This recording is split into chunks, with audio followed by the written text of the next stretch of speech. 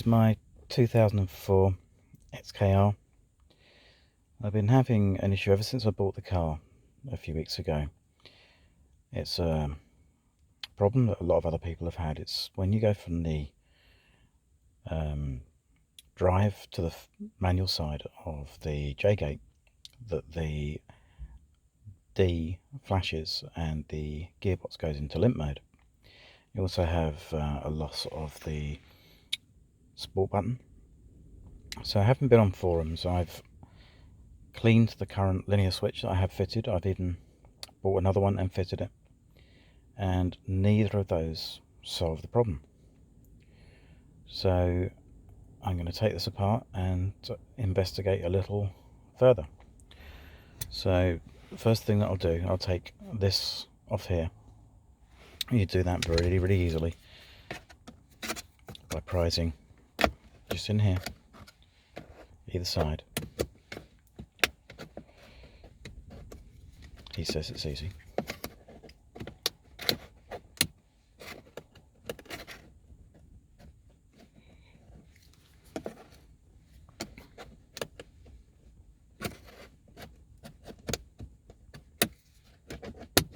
There you go.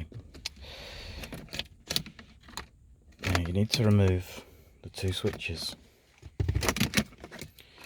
at the back just here to give you better access. But in order to do that, it's easier if you lift this up and over here.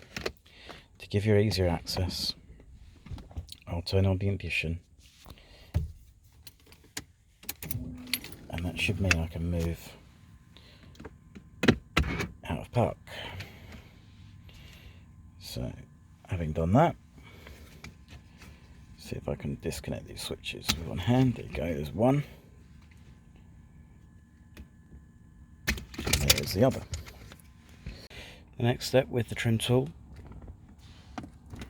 this should, there we go, this lifts up nicely, and this also comes out of the way really easily. It's sometimes beneficial to put your foot on the brake and just put the gearbox into neutral. Then this can lift all the way out of the way. And as you see, the connector down there just unplugs. Don't know whether I can do it on camera.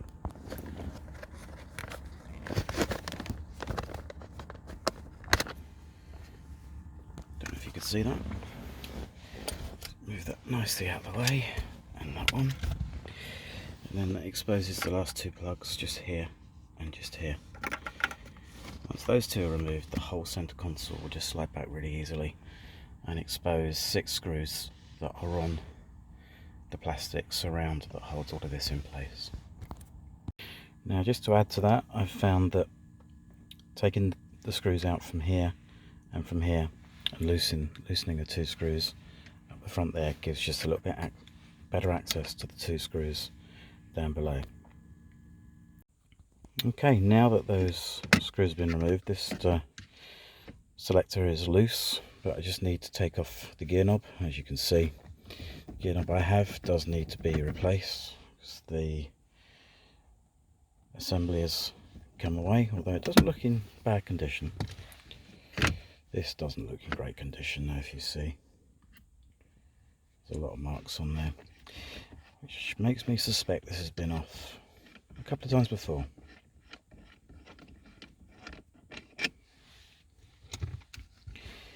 Okay, if we lift this up, let's have a look.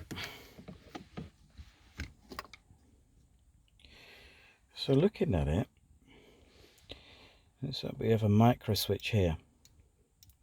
It should be actuated by something, and it looks like there is a disc that is missing. So maybe that is the cause of the problem. So I think I need to do a little bit of research to find out what the part is that's missing. And maybe I can get a part and fix it. Right, I've been on some forums, mainly the Jaguar XK Club forum. I'm being a member of the XK Club, and a very kind gentleman called Tony answered my query and has very kindly sent me what appears to be the missing part. So I'm just going to install it and see if this is the right one for a car. Apparently this one came off an early car, so hopefully the gear selector is similar and hopefully this part is the same. So let's see if I can remove that screw, which I've managed.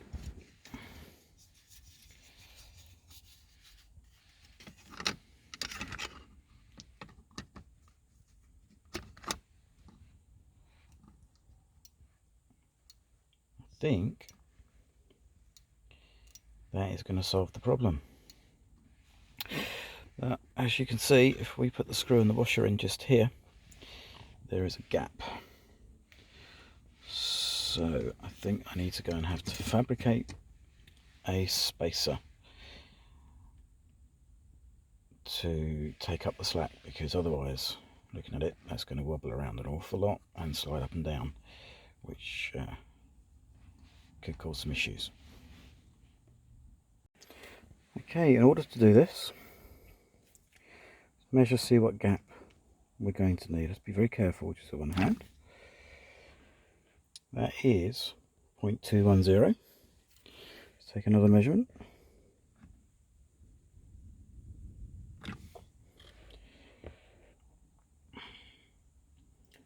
That's 0.2 of an inch. And take another one.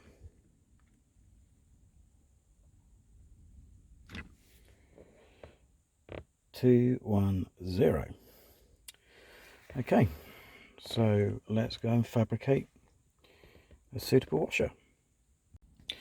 Okay, I found a washer, or a spacer really, in the spares box that I had. I've had to open up the internal diameter of the spacer just to fit over, and that measures just over 0.2 of an inch, so there'll be a 5 to 10 thou gap. So let's see if I can get the screw back in, and we'll tighten it up and see if it's going to do the job. I'll see if I can do this on camera with one hand. If not, I'll have to turn the camera off.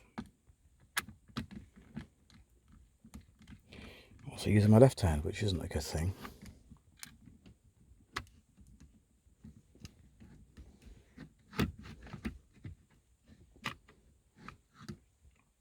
Okay, I'll just tighten it up a little bit more than that. So, as you can see, it does move freely. There's no wobble whatsoever, which is really good. It rotates around really nice and easily. Turns it on and off. Let's see if I can align this and get it on. Right, there's something catching there. I think I need to just trim the end off of that, because that's going to catch as it goes around. It's going to catch on there. I might just be able to push that home a little bit.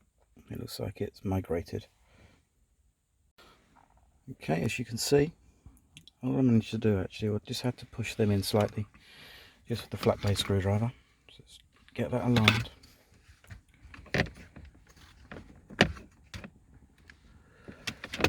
Hopefully, there we go.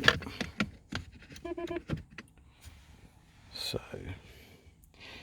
as it's a little bit fiddly, I'm just going to use both hands and put the screws back in and see if that has fixed our problem. Okay, so I've installed everything just in the reverse sequence from before. Now for the ignition all the way on. Hoping this will be enough for a test. Let's take it all the way to drive. As you can see, it is dimly lit. drive light's on. If I move it across, the drive light is still on, which is a good sign, because previously that would then be flashing at me. So I'm guessing the proper test is put the gear stick knob on and take the car out for a test drive. But that is a positive sign.